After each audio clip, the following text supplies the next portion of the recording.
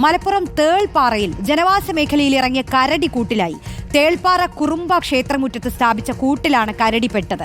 ജനവാസ മേഖലയിൽ ഇറങ്ങിയ കരടിയുടെ ശല്യം രൂക്ഷമായതോടെയാണ് വനം വകുപ്പ് കൂടുവച്ചത്. അഷ്കർ അലി നൽകും വിവരങ്ങൾ. അഷ്കർ, ഈ ആനയും പുലിയും മാത്രമൊന്നുമല്ല, ഇതിപ്പോൾ കരടിയാണ്. അപ്പോൾ കരടി എന്തായാലും കൂട്ടിലായിരിക്കുന്നു എന്നുള്ളത് ആ പ്രദേശത്തെ ആളുകളെ സംബന്ധിച്ച് വലിയ ആശ്വാസം തന്നെയാണ്, അല്ലേ അഷ്കർ? റോഷ്ടി വലിയ ആശ്വാസമെന്ന് തന്നെ പറയേണ്ടി വരും. പ്രത്യേകിച്ച് നാട്ടുകാർ പലപ്പോഴും വലിയ ആശങ്കയിലായിരുന്നു. പല ആളുകളും ആക്രമണത്തിനിരയാവുന്ന, അതുപോലെ തന്നെ ഭയപ്പെടുന്ന സാഹചര്യമൊക്കെ ഉണ്ടായിരുന്നു.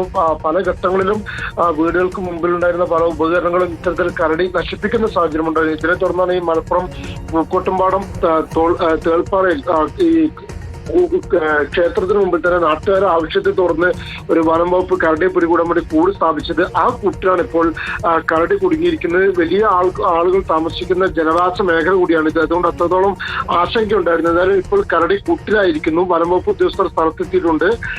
കരടിയെ ഇപ്പോൾ നെടുങ്കൈ ഫോറസ്റ്റ് സ്റ്റേഷനിലേക്ക് കൊണ്ടുപോവുകയും ചെയ്തിട്ടുണ്ട്, അങ്ങോട്ട് മാറ്റുകയും ചെയ്തിട്ടുണ്ട്. കാരണം വലിയ തോതിൽ ആശങ്ക വിധിച്ചതിനൊടുവിലാണ് കരടിയെ പിടികൂടാൻ വനം വകുപ്പിന് സാധിച്ചിരിക്കുന്നത്. അതുകൊണ്ടാണ് ഇത്തരത്തിൽ തന്നെ ഉടനെ തന്നെ ഇവിടെ നിന്നും കരടിയെ ഫോറസ്റ്റ് സ്റ്റേഷനിലേക്ക് മാറ്റുകയും ചെയ്തിരിക്കുന്നത്.